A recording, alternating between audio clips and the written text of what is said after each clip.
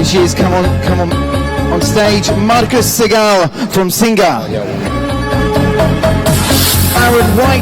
Aaron White from Venrock. And once again, Kaza's going to come back onto the stage to be part of the jury once again. Right, well this is it. These are the last 5 startups. This is it. This is their one and only chance to show you, to show the jury, and to show the world.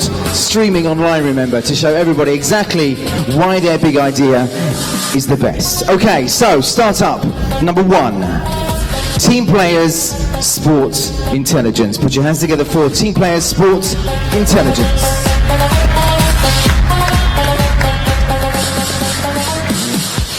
Hi, my name is Stipe. I'm a professional athlete with master's degree in computer science. I played basketball professionally for 7 years, and it took me 6 years to finally find a team where I fit in with all my different skills and my personality. And I met so many athletes feeling they can't reach their potential and have no solutions to grow outside their local environments. That's why I decided to build a sports platform named Team Players. Team Players is like LinkedIn for sports. On Team Players, athletes can put their profiles online along with their statistics, physical attributes and videos, allowing every single team and agent on the planet to discover them and decide if they are a good fit for their team or not. For teams and coaches, Team Players is a management tool to locally manage their athletes, notify them about upcoming practices and games, and help them learn and improve in scientifically proven ways while keeping the history of interaction for themselves. Athletes and coaches can endorse and recommend each other for skills and qualities they possess, which for agents and recruiters is extremely valuable information gained through social interaction that they cannot get anywhere else. So my competitors are some really good analytics and recruiting systems, but mostly only for top-tier athletes and teams. Team Players' targeted market, however, is just below that level. So second, third, fourth-tier teams, high school, colleges all around the world. And most underserved market aspect are all those passionate parents trying to show and promote their kids. We will enable them to do just that, plus we will enable them to find local experts who will develop their kids' talents. So after identifying need for the system with more than 400 athletes, we have decided to prove the need in a harder way. So we have got 12 teams signed up to test the system and eventually to pay for it. Some of them are University of Toronto, Oberwart Gunners from Austria, and even Croatian national team. To get a better perspective about the size of this opportunity, check out this number of registered athletes for 4 main sports just in the United States. And since we are solving problems for everybody, we will be charging everybody. So teams, coaches and athletes will have all important functionality for free, but they will have a premium option with some cool functionality they will want to have. And agents and recruiters will have to pay to use our powerful scouting engine to identify talents and to build their own dream team. So these are people crazy enough to work for free. We have a panel of amazing business advisors, and that's it. Thank you.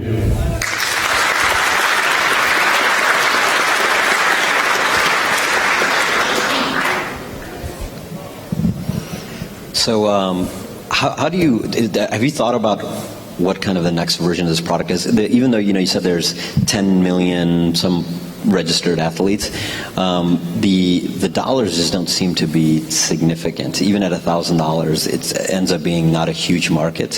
Have you thought of maybe making the product for more people than just athletes? Or like semi-pro or amateur? Well, yes. So we aim everything just below the professional level. So everything, if you have kids, if you are semi-professional athletes, whenever you have ambition to go further or to develop, to learn, we are a good place for you. How do you get to all those people? Well, we have different go-to-market strategies. I was professional athlete and I have a lot of basketball connections. We are making arrangements with some big youth associations all around the world. For example, one basketball camp in Canada I'm in contact with, they have 3,000 children. So that's already 3,000 children. We can go with Facebook ads. We can target parents for to show promote their kids. I know from my own experience that athletes burn with a big passion and they believe that they can do more. But opportunities are limited for most of them, and 1% succeed. And it's easy to ignite that passion. It's very easy, and we believe we can start Avalanche really easy with this. Are athletes, and since you're an athlete, you can answer this, are they actually looking for products like this? Yes. As I said in my pitch, we surveyed more than 400 athletes, and 97% said they would love this project and they would recommend it to our friends. Not from the survey, like if you didn't exist, if your company never existed, what is the current solution?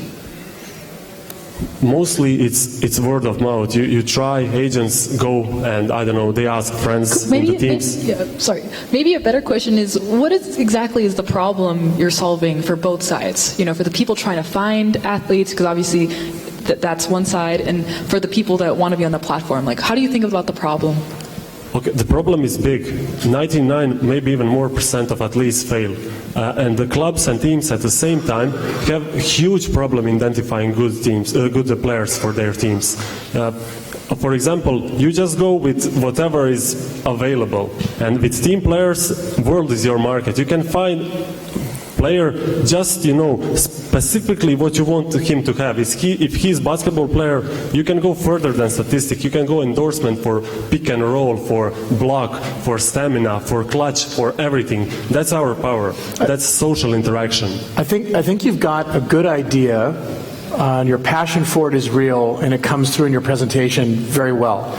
I'm wondering if as you launch this thing, athletes might update it once or twice and then just sort of forget about it. Like, building engagement and retention on something like this is really tough. I'm wondering if a great company wouldn't be something where you basically built the Facebook for people who do sports, where they're loading up the videos and they're, the results of the games and things like that, and it becomes this living album of their sporting lives.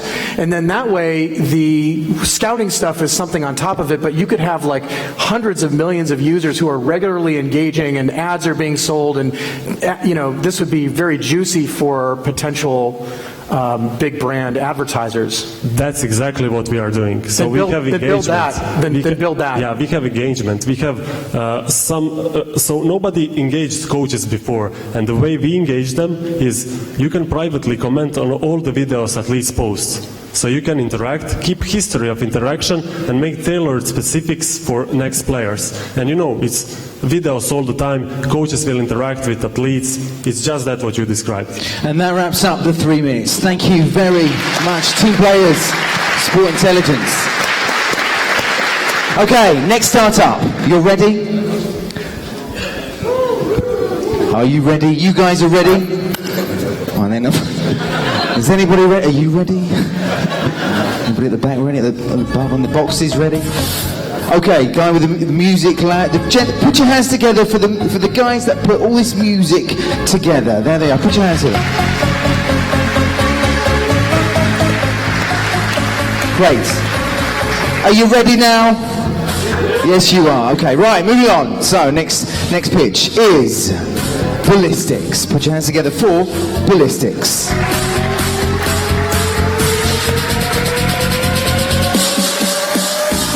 Hello, my name is Josipa, and I will present you our product, Advanced Handball Statistics. We developed a cloud service for real-time advanced statistical analysis of handball data during and after handball matches. The usage is simple. The user is watching the game, and he watches the game, and when some action occurs, for example, score a goal, he enters the data through our mobile application. At that moment, mobile application immediately sends the data to our statistics system, which then immediately shows the data, the most recent statistics on web. The idea came from my teammate and friend Tomislav. He has 20 years of experience in handball as a player and lately as a coach. During his match preparations and training, he and his teammates realized they lacked some crucial data about their own and their opponent's performance. First, he couldn't get some details data. He could only get simple data during the match. For example, shots percentages, while he needed some more details like shots positions and direction from which they came in real time in order to quickly adapt the strategy in ongoing game. Second, he needed data performance data in time frame that he could only get through some other tools from existing static pre-generated reports.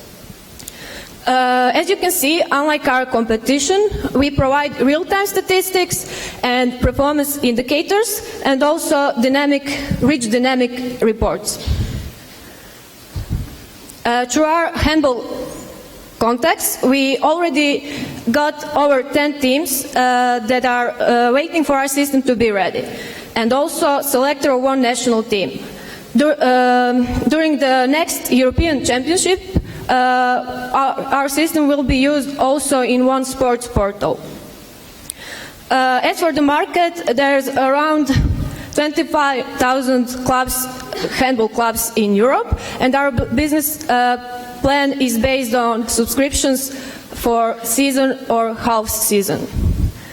As you can see, we are planning to schedule MVP by the end of July, and during first 2 years we are planning to add some additional features like scouting feature and automatic predictions from data, and also expand our system to some other sports. Now I would like you to introduce you to Tomislav from the story. He will help me in the Q&A section. Thank you very much.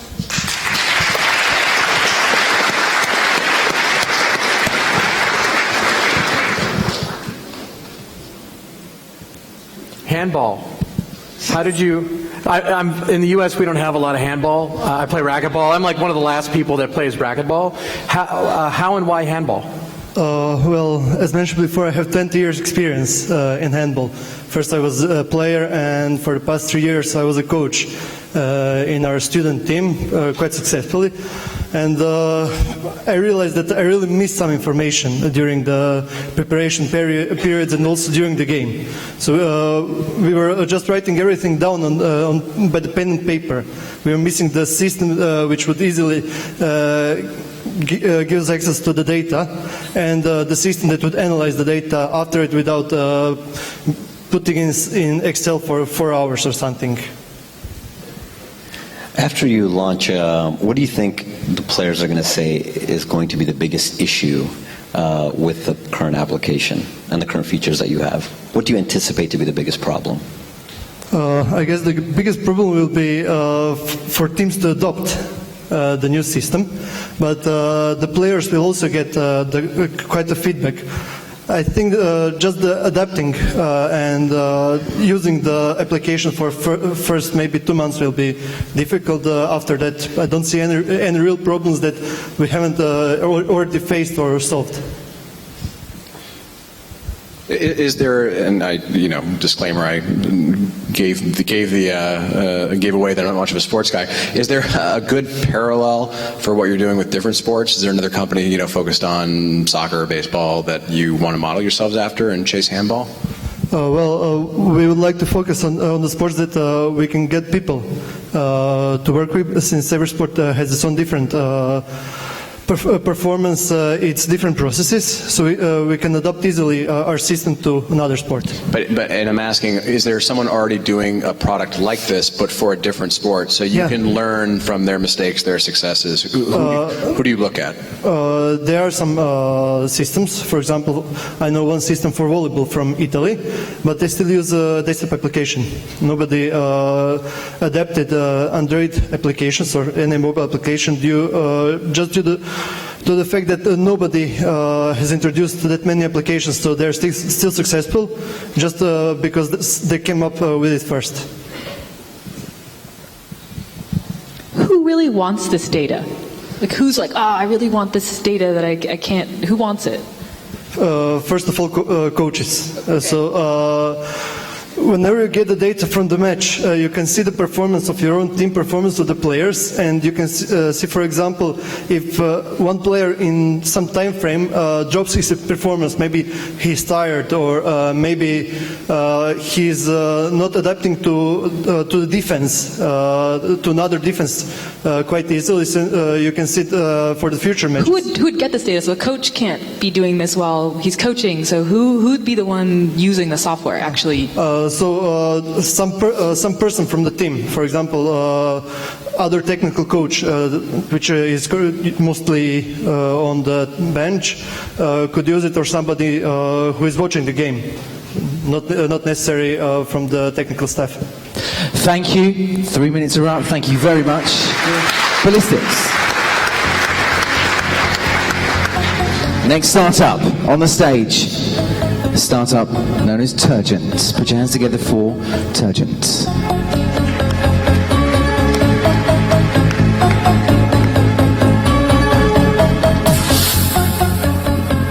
So hello, we're Turgent, and this is how my father's bus renting company used to record their expenses and other tour data before we created this. This is a mobile application called Turgent, where they can enter all this data, and it's instantly available to managers back at the office, where they can see a whole overview of the expenses and everything else. And what's more important, we use this data for profit analysis. We provide them profitability per client, per tour, and per vehicle. This is very important because currently they can't easily calculate it because manually you would have to, because some expenses such as fuel are lasting through multiple tours. Additionally to that, we offer whole company organization. For example, they can see which vehicles and drivers are available for new tours. There is tour progress tracking, so or monitoring, better to say. So drivers are marking as done some predefined checkpoints in the application, mobile application while on the terrain, and manager receives notifications about the tour progress. There are also discussions organized per tour. We've recently released MVP. We've been covered by multiple media and successfully participated in various Croatian startup competitions. We've got 3 companies using our system. They together have 19 buses and 21 employees. Also, we've got 2 leads at larger enterprise-sized companies. Our first goal is to acquire 15 companies in our region of different sizes, and then then start our expansion to the USA using the scraped contact information of 7,000 companies. Our pricing model is $19 per bus per month. That's on my father's. That's an example of my father's company. Only 0.6% of revenue per bus. Our market in the USA, according to IBIS World Research, is around 6 billion in revenue, and in the European Union, according to the European Commission's report, it's around $17 billion. Our competition is either non-specialized or too complex to use without IT specialists. And this is our team. Ivan is focused on building web backend and Android application. Milan builds Windows Phone application, while I'm focused on business aspects. And this is our contact data. That will be all.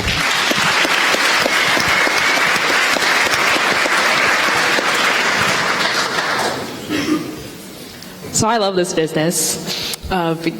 It's boring, and so that's awesome. My question is, how are you going to get the bus drivers to be good about entering all of this? Like, you have them using it. They have to enter it anyway on the paper, and it's much simpler for them to enter it in the app. It's very simple application for them, just a few features, only entering things like kilometers, expenses, and checking the checkpoints as done. That's all they have to do. How did you get to the $19 per bus?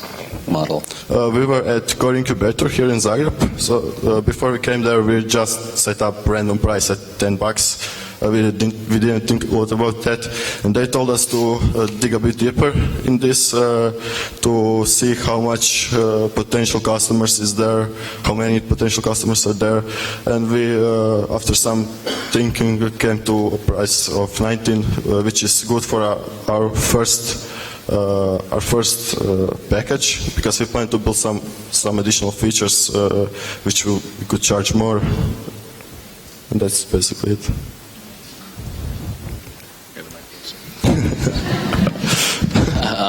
So I think I heard this, and I liked it a lot. You're scraping existing tours from... Just contact information of our potential customers we've scraped from the internet, and this is all entered. This is just a business management system for these companies, and they need it simple because there are two solutions which we showed. Because those are very complex. They can be used maybe only in large enterprises, and they need something simple, ready to use for someone who doesn't have high technical experience. Yeah, and one thought that came to mind too is to the extent that you're tracking things like mileage and gas and all that. Do you have a mobile component for this, or is it all web-based? Because you could capture a lot of that data sort of automatically as well. There's mobile application. It is. Maybe tracking is the wrong word. There's more like monitoring. So there are checkpoints on data. They call it itinerary. So these checkpoints from itineraries, which they can mark as done, and there's some general picture how tour is progressing. Later on, we're planning to also implement some things like fleet management system. With some partners maybe, so that we can remain scalable, that we don't have to install these devices by ourselves. Have I answered that? Yeah, thank you. So you mentioned that you had competitors and that they were too specialized. Can you talk more about what you guys are going to do right that they're not? They are not specialized. So the first one which I showed is Fair Harbor. They're not specialized enough. So their general booking system, they just cover a few of our features. But they're interesting because I saw that some companies which are potential customers are using them. Then there are the distinctive systems and the Hudson Grab. They are building these complex systems for this thing that we are doing, but it's very hard to use. I struggled with testing it. It was very unintuitive, and we'd like to build something simple, primarily for How about price? Are they way more expensive, or at your price point? Pricing is really weird. I was looking at it. Pricing is even complexer than the product itself. So there is a whole table with prices. Then there are special prices for different regions. There is, I don't know, some monthly fee plus initial price plus depends on some sizes. And that's our 3 minutes. Thank you very much, Torjent. Next up on the stage is Via Tralala. Via Tralala. Here we go.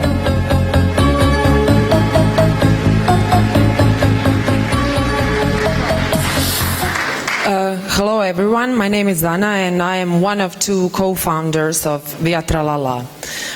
Via Tralala is your online travel companion. How did we get the idea? The idea is based on our personal, completely two different experiences we had with travel guides. While we were visiting Prague, we booked this amazing guy tour guide called Pavel, who went out of his way to introduce us to the beauty and the history of city.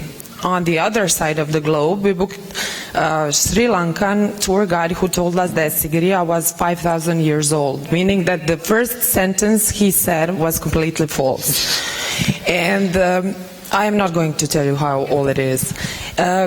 What happened is that both of those tour guides were recommended to us by official local tourist centers, and that brought us to the idea to build this brilliant platform for all the travelers globally who can book tour guides without having worries that they might experience something bad or false or whatever. We have been very, very cautious about applications that we receive from service providers. So far, we have declined about 60 of them as we are not able to guarantee the quality level of their services which we want to have on our website. Among tours and activities that we offer on the platform, we offer accommodation and transfers through our partner networks such as Expedia. And the travelers or you can make itineraries and trip plans from start to finish. Which brings us to our direct competitors that are Get Your Guide, Viator, Viable, and Tours by Locals. But the difference between Via Tralala and all those competitors is that once you book tours and activities at competitor sites, your experience stops and their engagement stops. But at Via Tralala, you can research a ever-growing database of sites, attractions, bars, restaurants, things to do, and so forth. In our team, there's only 2 of us, but we have this amazing development team and market team that follow whatever we do. And unfortunately, we don't have MVP. We already, at this moment, we have a live and fully operational platform. And at this moment, you can book tours in 8 different countries from 130 different service providers. Thank you for your attention.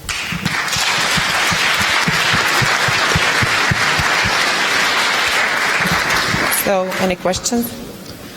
So companies that are attacking this problem previously have this issue with people remembering them. So let's say I use you for my next trip because I was just here and I remembered, but then they don't, like 2 years later I go on a vacation, I actually don't remember that you even exist. How do you overcome that barrier of just being on the top of mind without having to essentially buy the same customer again and again?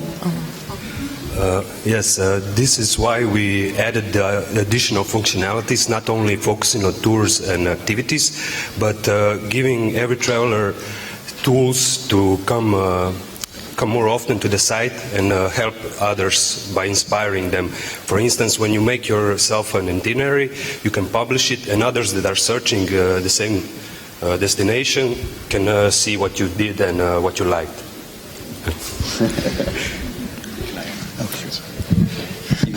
I'll just take it from you. Actually, I do like the name. I feel like I'll probably remember Via Tralala. Like it's a special name. I think that's the right question. Is that buying back your customers, and so other tactics people do is they get really good at SEO, so they trap people when they go searching. They try to get them when they buy the flight. Obviously, every airline tries to do that. Do you prefer to catch people before they book the transportation or after? Where do you guys like to come in the process? In all the different stages, from the inspiration stage to booking stage, because a lot of people already know where they want to go and they search for tours, but once they find a tour they also want to see, I don't know, a restaurant nearby or a bar they can hang out, or even hire, rent accommodation in the area, in the vicinity of a tour. Can I say one more thing?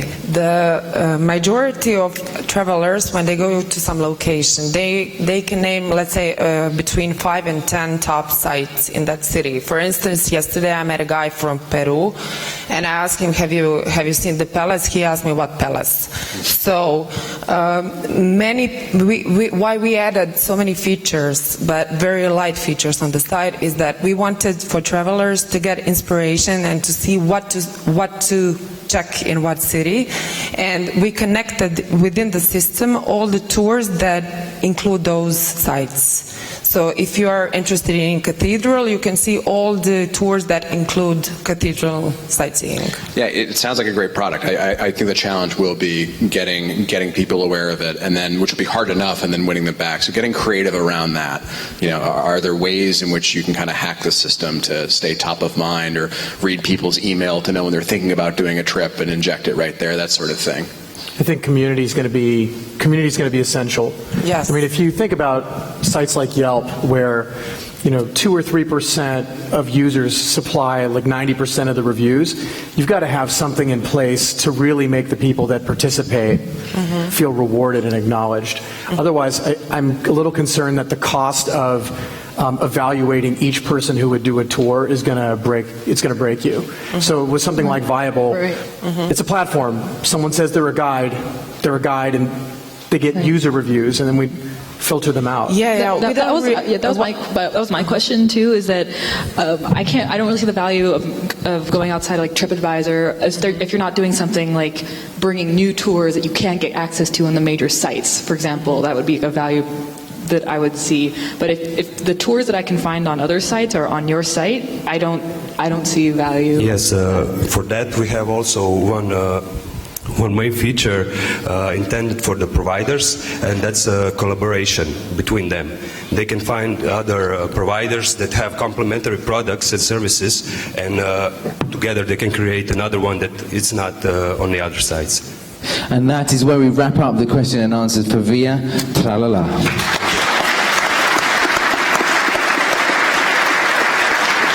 Right, our last startup of the day, our last startup of the whole 23 startups with their big ideas here on the stage for you guys and for the jury. And that startup is called Enigmedia. Enigmedia.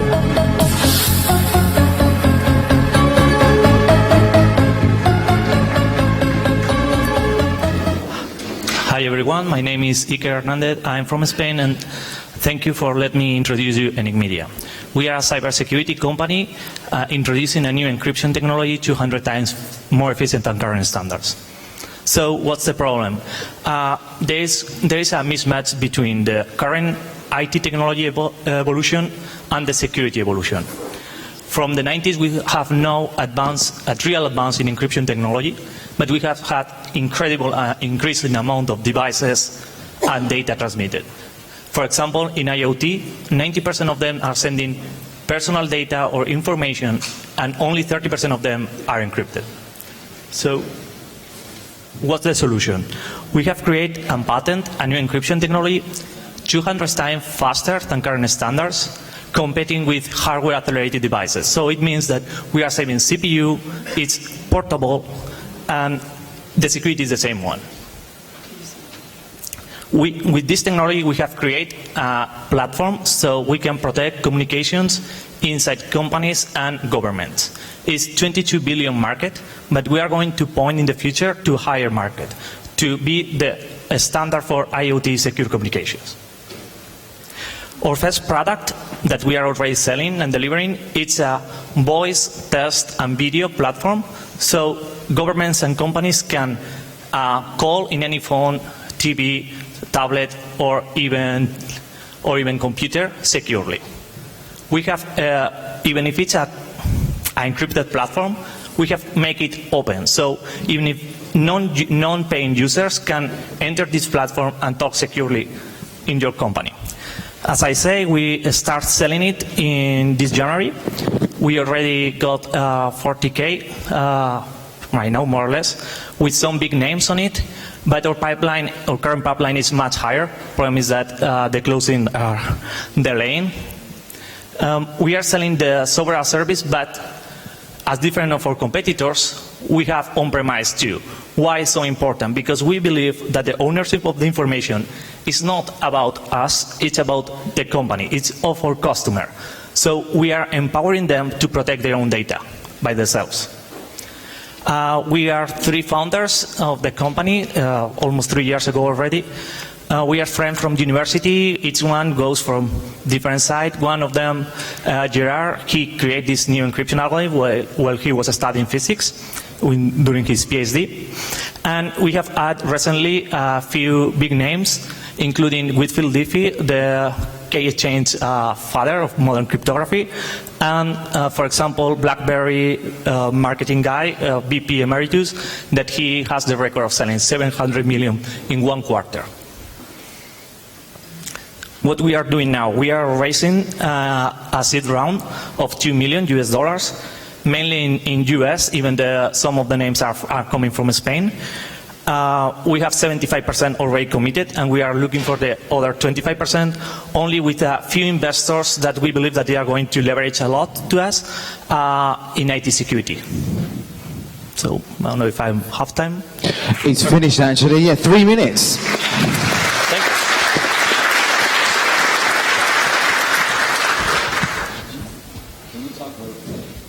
Hello? Can you talk a little bit about the technology? Sure. What do you want to know?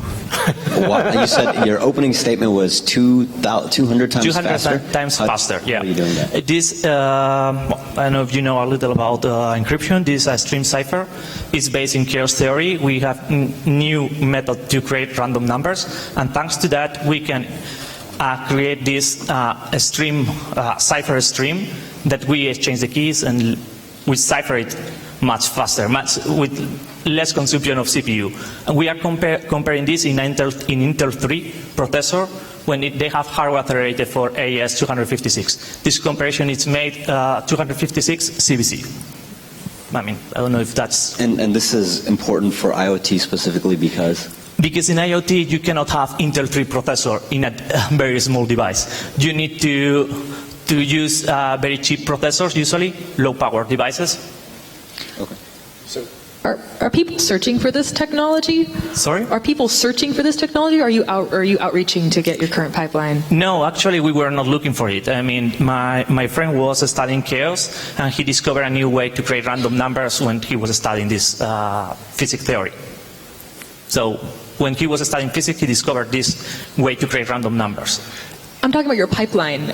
Did you have to find your customers and tell them about the technology, or are people like searching for something like a solution to a problem? Okay, sorry. About I was thinking about the pure technology. The product, yeah, they are looking for it, especially after Snowden claimed that the calls were being tapped. After it, they call a lot to us. And is this for the customers in the pipeline? I didn't catch it. Are they in the IoT space? Is that what they're concerned about? Just normal security applications? No. At the IoT right now is not mature to introduce. It's a future. It's in the future. Yeah. So what we have done is start with B2B business, providing to them secure communications, pure like phone calls. And with this, we are creating brand recognition. Thanks to it, we are now positioning ourselves to sell an SDK for the future in IoT. And in the IoT use case, which is interesting, right? Because we do have, I mean, processors are always getting better, but battery consumption isn't. So something that is less consumptive is meaningful. Can you characterize exactly how different it would be to use your algorithm versus sort of the typical ones? Sure. I mean, I actually don't have a sense, and you can answer this as well at the same time, do people elect not to do security in IoT because of these battery constraints, or is it just sort of it's a new field and people aren't thinking clearly yet? It depends on the case. When we have talked, for example, with Samsung, they really don't care about security. They claim that, well, when it happens, and I will solve in the future. Others, like Nest, are much more careful with it, but they are sharing, I mean, their devices are much more expensive, so they can use this kind of encryption. For example, in use cases like SIM cards, secure SIM card, it costs €1 per device because it's secure, comparing to 10 cents if it's unsecure. We can, in a unsecure SIM card, we can provide the same security as the secure ones. And with each SIM card, you can protect one device. That's one use case, it's not the only one. That's great. And that wraps up the question and answer Thank you very much. Thank you very much. Right, that's it. You've heard them all. 23 different ideas, 23 big ideas that each startup feels they have, and we'll get those together. Ask all our judges to give us their feedback, and we'll come up with the third, second, and first place a little bit later on. Once again, put your hands together for our fantastic jury, set of jury here: Andrea, Marcos, Aaron, and Kazan. Give us 1 minute as Marcus prepares his talk as the next speaker. It's me. Do you want to stay on? You want to stay on? Okay.